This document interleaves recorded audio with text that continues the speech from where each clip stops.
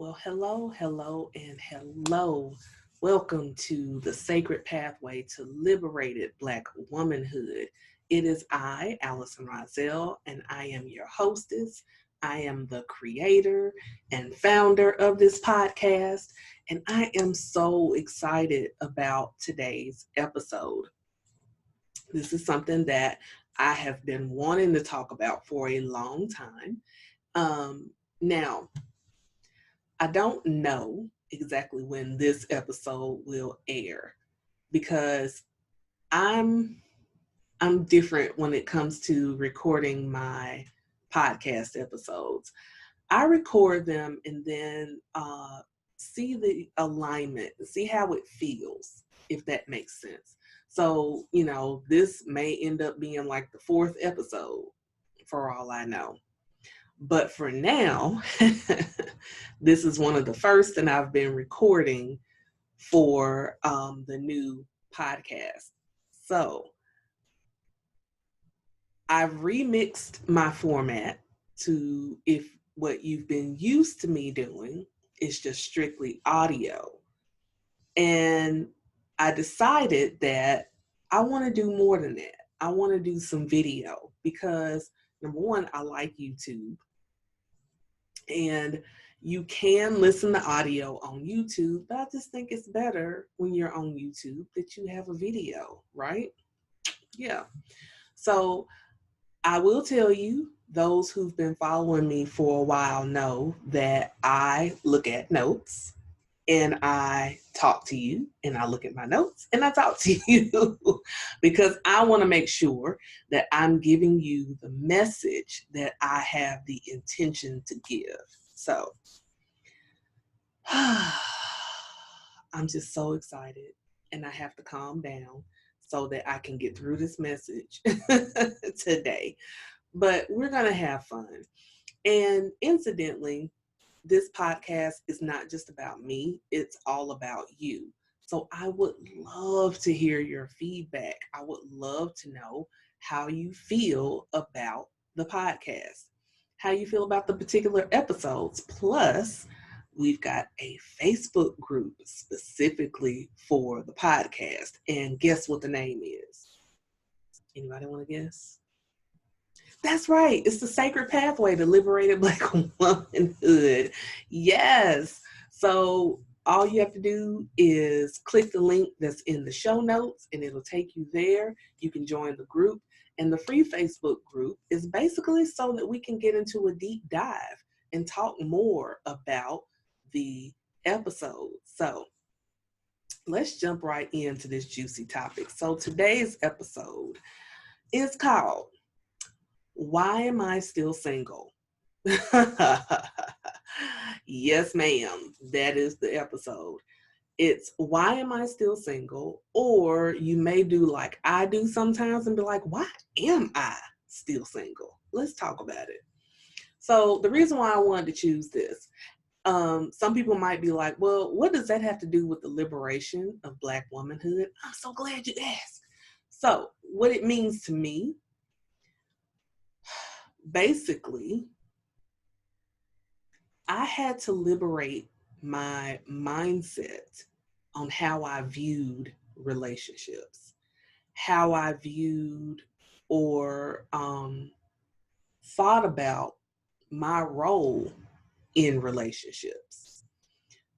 I did a lot of shadow work and soul searching to kind of understand things about myself that, to be very honest, I wasn't always willing to acknowledge about like my personality and everything because, of course, to me, I'm great. I'm fabulous. There's nothing wrong with me.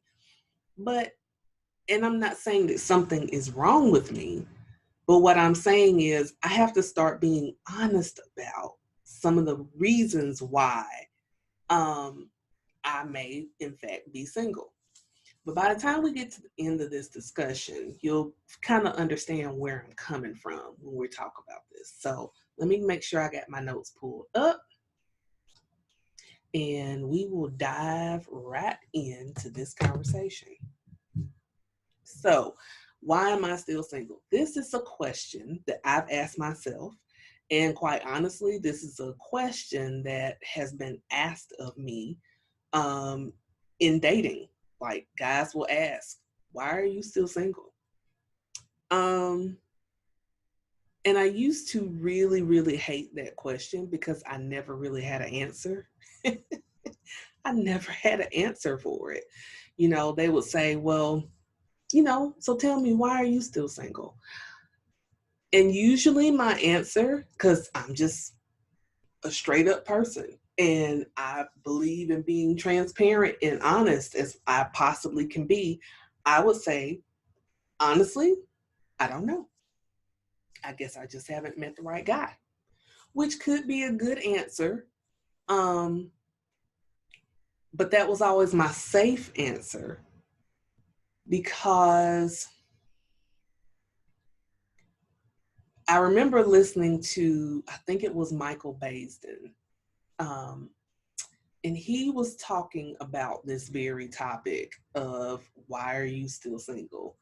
And he said, ladies, when a man is asking you, why are you still single? He's asking that with a purpose.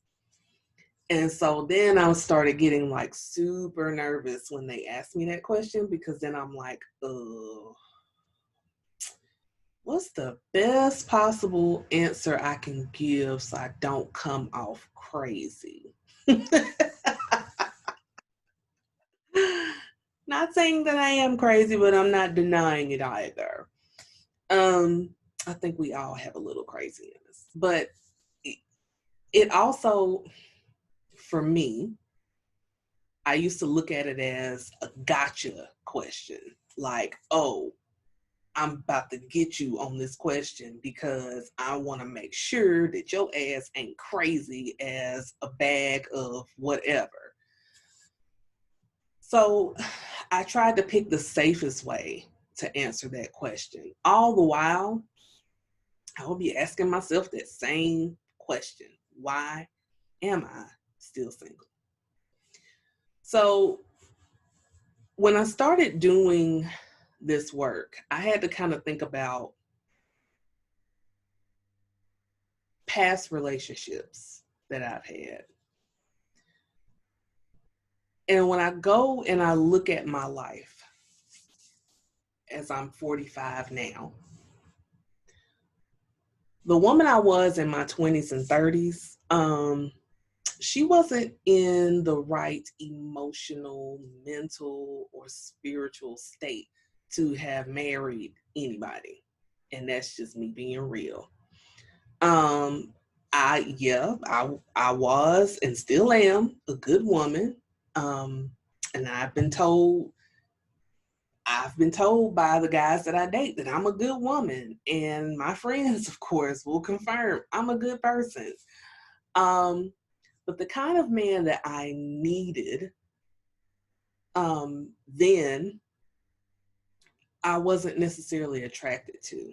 And when I say needed, like, you kind of want to be with somebody who can help you see where you are so that you can decide if you want to level up, you know, if you want to elevate, you know, raise your vibration, raise your level of thinking and everything else.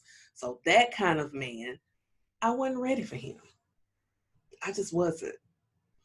I wasn't attracted to that type of guy. And I really felt like I should have been, but I just wasn't. I was attracted to the guys who were just as fucked up as I was, if not worse. So, you know, talking about growing with somebody, that just wasn't me in my 20s and my 30s. I absolutely had more growing to do, more maturing, um, more evolving to do.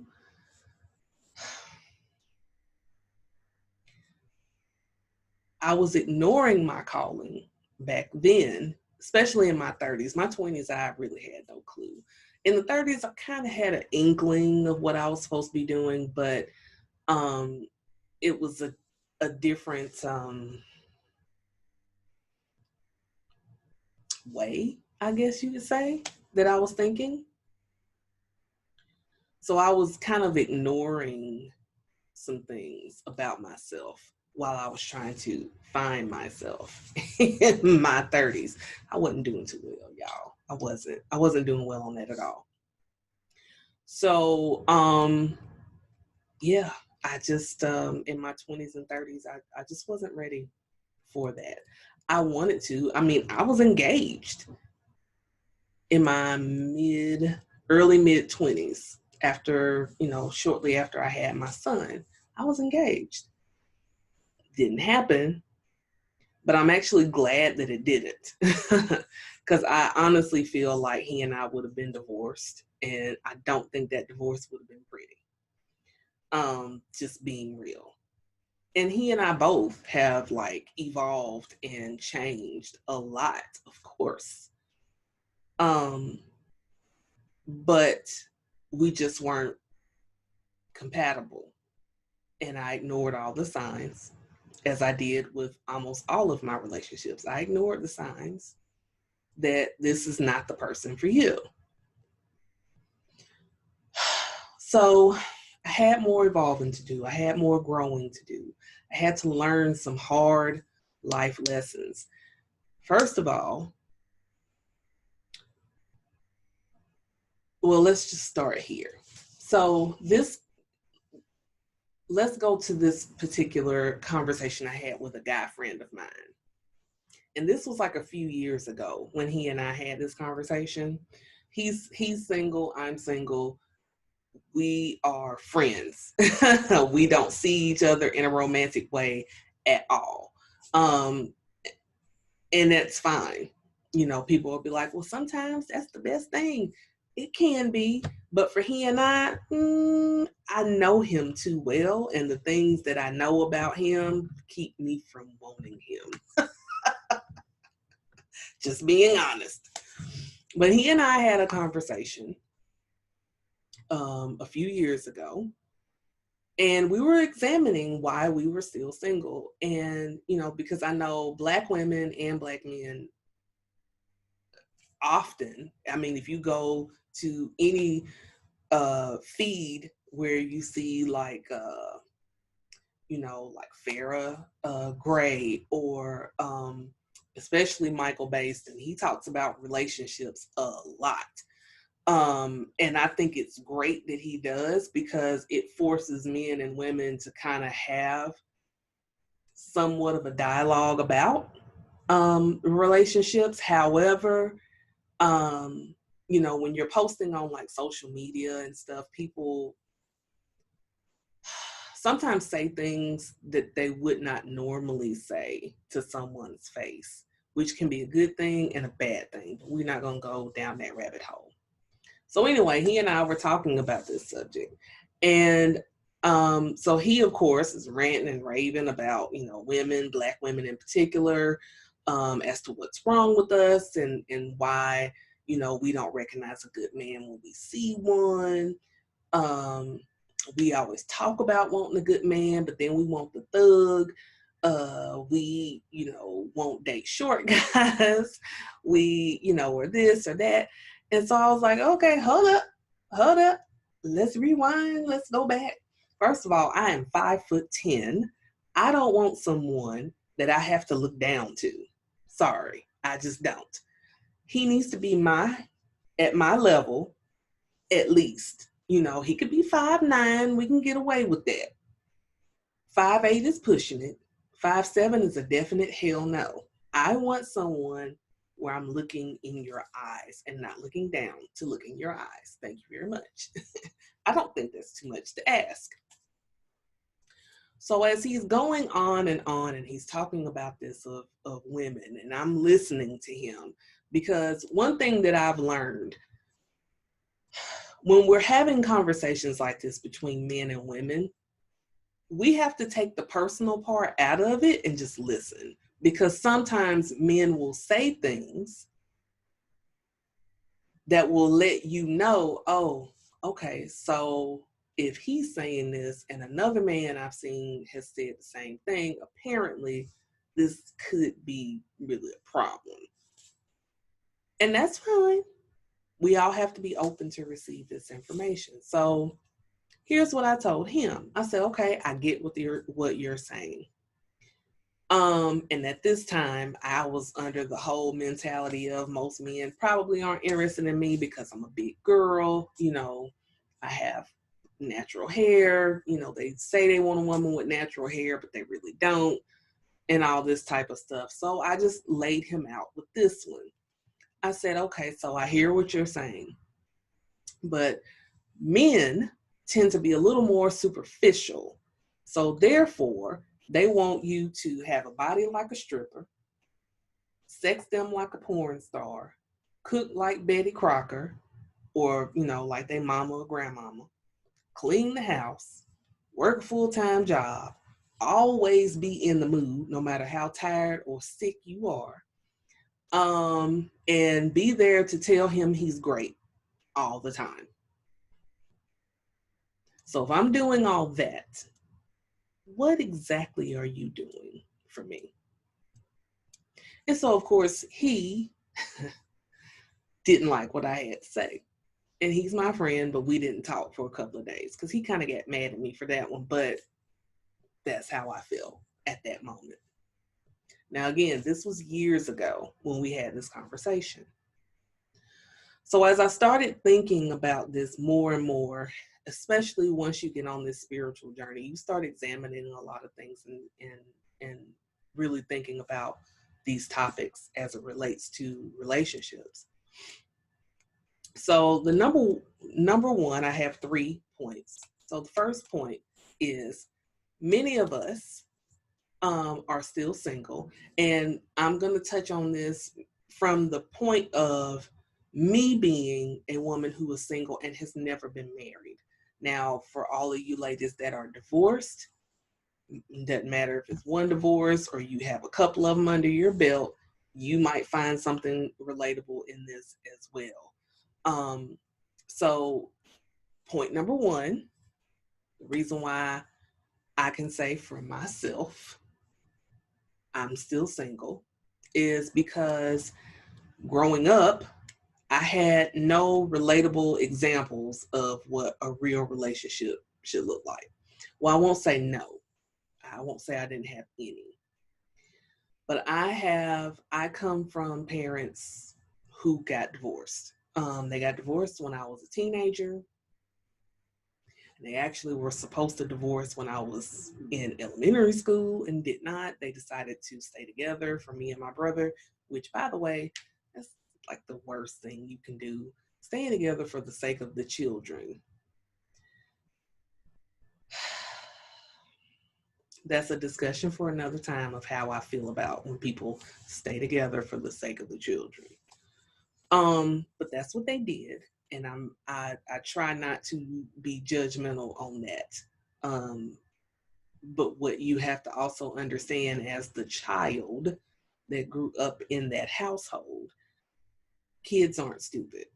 And we don't give our children enough credit to know when something's not quite right. We try to mask it and act like everything's good when it's not. But we're gonna go on. We're gonna go on. So when I say no relatable examples, so there are some of us that might have grown up in single parent households. Some of us may have grown up where, just like me, your parents were together up to a point in your life, and then they got divorced. And unfortunately, in the Black community, the family unit has been compromised in a lot of cases. So I grew up with a lot of kids that are now my age who were from single parent homes, who weren't able to see their parents in healthy relationships. And so we carry a lot of the baggage and trauma and drama from our families. We just do. That's why you got to do that root chakra work to kind of clean all that stuff up. Because if you're growing up in an environment and you never see a good man, well, I won't say a good man because my dad was a good man. It's just he was not the right man for my mama. And she was not the right woman for my daddy. When you don't see your mother or father in healthy relationships where it's love, there's a friendship, there's a kinship, there's a connection. You don't get to see them being affectionate with one another, or talking to each other, having like just conversations, not even, nothing sexy or nothing, but just having like dialogue and talking to each other and being best friends and everything else. So I didn't get to see that in my household. Although when I think about it, looking back, my parents did love each other. It's just that I think their biggest thing was they didn't know how to really verbalize what it is that they really wanted from the relationship. And I think they both went into the relationship not being honest with their expectations. And I don't think they really knew how to do that. They just knew during that time, you got married, So they got married and then had my brother and then me. So that is a lot of the issues of why a lot of us are still single, is because we just don't know how to be in a healthy relationship. And that's on men and women. We just don't know. The healthiest relationship example that I had, that it was kind of up close and personal, because I got to see, when you start looking at your parents, when I'm looking at my parents and compare them with other people who I see whose parents are married and together, and then I look at like my mother's parents, my grandfather was a very strong-willed man, and he's old school, and they old school, they would all talk crazy to each other. But between my grandfather and my grandmother, it was all love. Because my grandfather, when he was on his deathbed, said the most beautiful things about my grandmother, and because she passed before him. And I remember him talking about how he couldn't have asked for a better companion in life, a better best friend, a better love, and just all these things that he was saying about my grandmother. And it was just so like touching to hear that. And then I started thinking, as I've gotten older and I've replayed that moment of hearing him say these things, I think to myself, how different would my mother and her relationships have been if she were to actually have seen my grandparents be loving toward each other and not just when no one's around. How different that could have been for her. But I know my grandfather loved my grandmother because there was nothing in this world that he would not do for her. Just that simple. She needed, she wanted, she got it, period. There was no questions asked. So why am a lot of us single is because we just didn't have those examples of real relationships. Second thing is the bigger problem. I had no relationship with self. I didn't know me. I did not love myself enough to be able to receive love from someone else. I barely liked myself, truth be told. So, let alone loving myself, I didn't know me at all. I knew some things, but I didn't have that intimate relationship with myself, that spiritual connection between, myself and my God. To be able to know what I really, really wanted out of a relationship. So I didn't really know myself, and I didn't even think that I really had permission to explore anything about myself, to know my likes, my real likes and dislikes, what I expect in a relationship, what I will accept in a relationship. So it took me to reach a certain level of maturity to be able to even have the desire or thought process to do this work. Excuse me. So I had to go in and really, really think about this stuff. And as I've gotten older, I'm now at a point where it's like, I know exactly what I want. I know exactly what I want. I know what I deserve, because I always felt unworthy. I dealt with feeling unworthy. I dealt with feeling, unattractive, not sexy, not alluring, not anything, not desirable for anybody. I just always never felt like enough. And it's so funny, before I got on, I wanted to pull a card to give me some direction in this conversation. And I pulled a one manifesting fertility goddess card. Pull that there. Didn't want to go woo on you. But yeah, so the one manifesting fertility goddess deck by Abiola Abrams. So the goddess that showed up is Anahita. Anahita. And it's alignment. And it is, the affirmation says, I am enough. My energies are balanced and I align with nature. That first sentence, I am enough. Even saying it now, it gives me chills.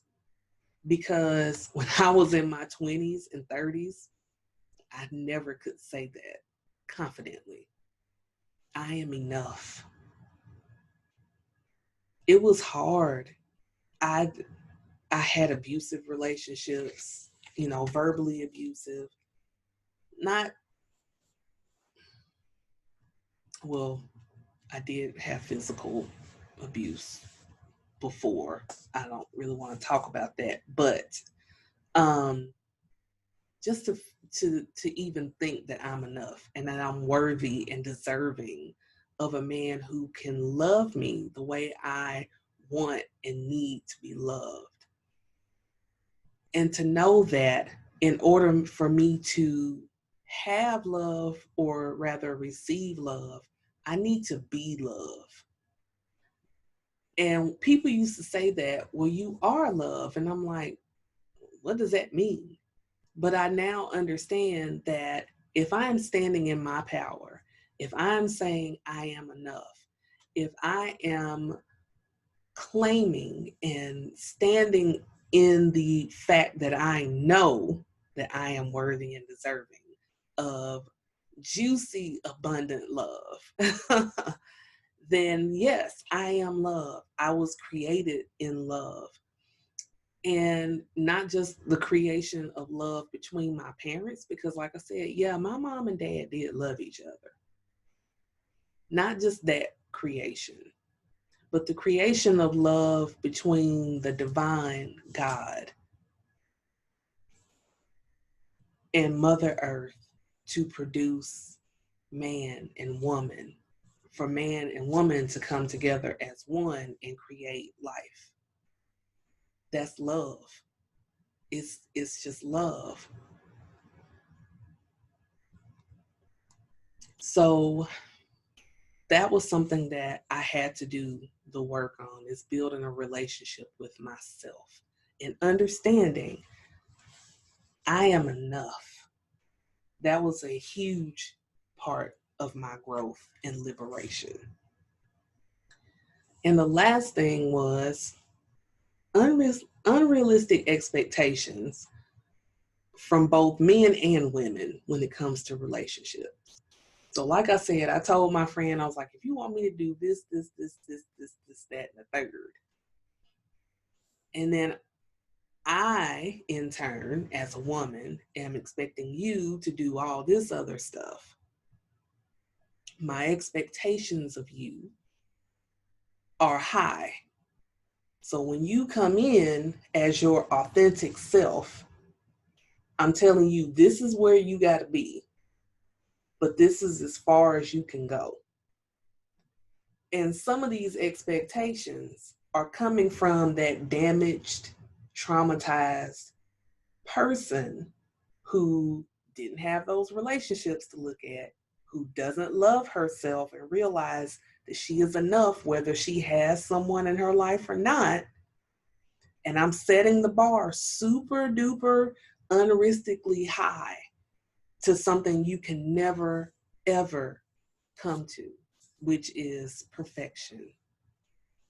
Because I not only see myself as not enough, then I'm looking at you as not enough. And therein lies the problem. Because then nobody is good enough. So I had to sit back and say, okay,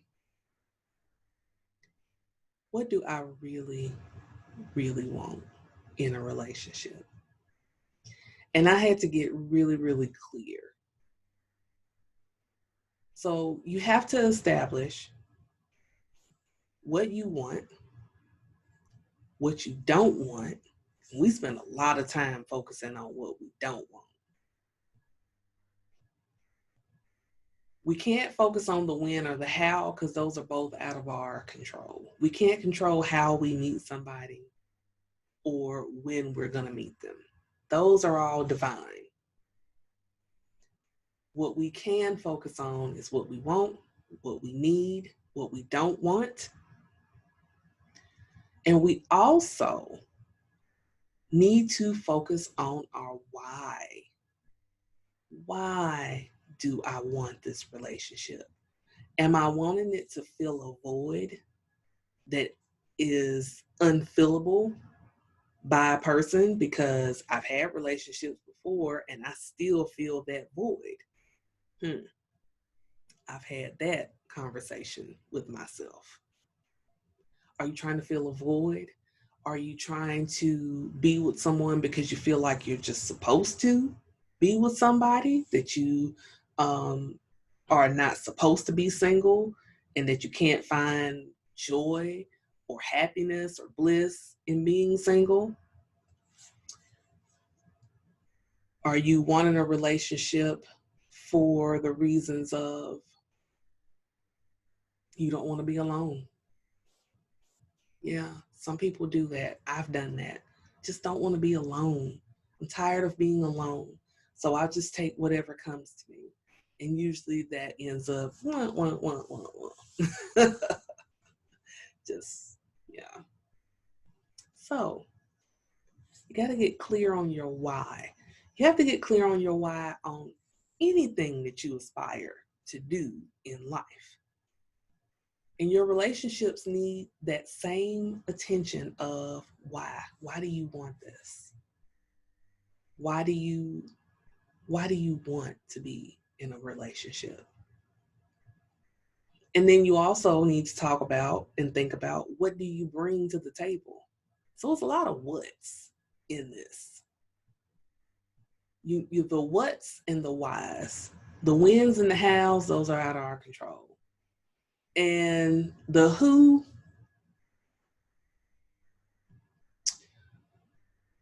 kind of control, but don't. The who, you're in control of the who when it's the wrong who, and you're picking them because you're desperate and lonely. But you're not when you're attracting the right who. Even though you're attracting them, they're divinely chosen for you.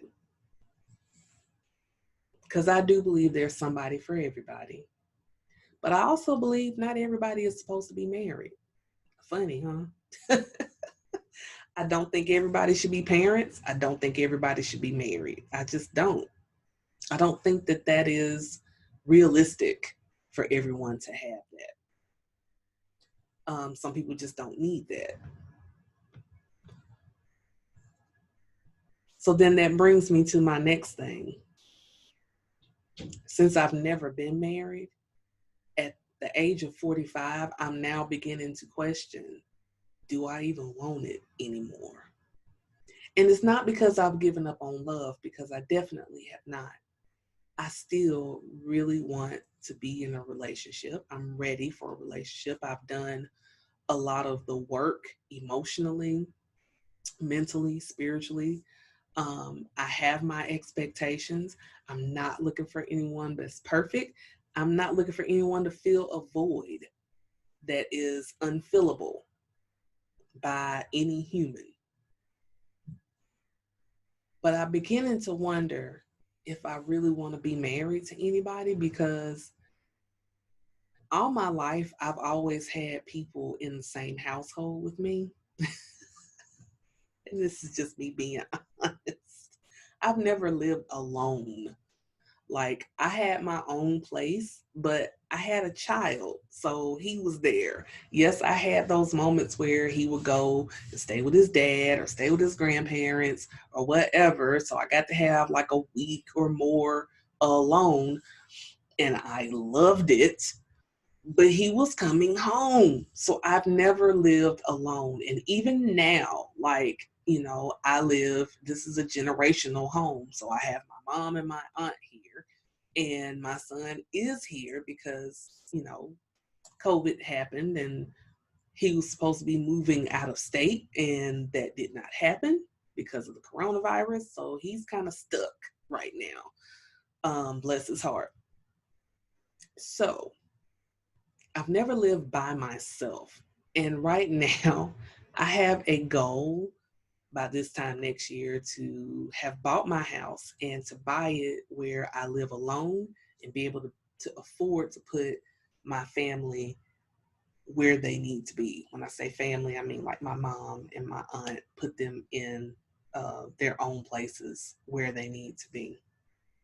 And I really want to live alone and have that time. And it could be that maybe for a year, it's great. And then after a while, I'll be like, okay, I've done this. Now I'm ready to get married. I don't know. But I also like the independence of being able to do what I want to do when I want to do it and not have to run anything by anybody. So I don't know. The whole do I still want to get married thing is kind of up in the air for me. It really is, especially once I turned 45. I started really thinking about that. I was like, I'm doing pretty good. I don't really know if marriage is what I really want. I want companionship. I want a relationship. But I kind of like the fact of knowing that, you know, he goes his way and I go mine at the end of the day. Kind of like that. I don't know. But now it's that's what I really would like for you to think about is, first of all, why do you want to be in a relationship? If you want to be in a relationship, why? What's your why? Then think about, what do you bring to the table? Think about what you want and need from that relationship. And also what you don't want. But if you've always focused on what you don't want, you pretty much have that down pat. So you don't really need that list, but the others you do. So I would start with why, what you want,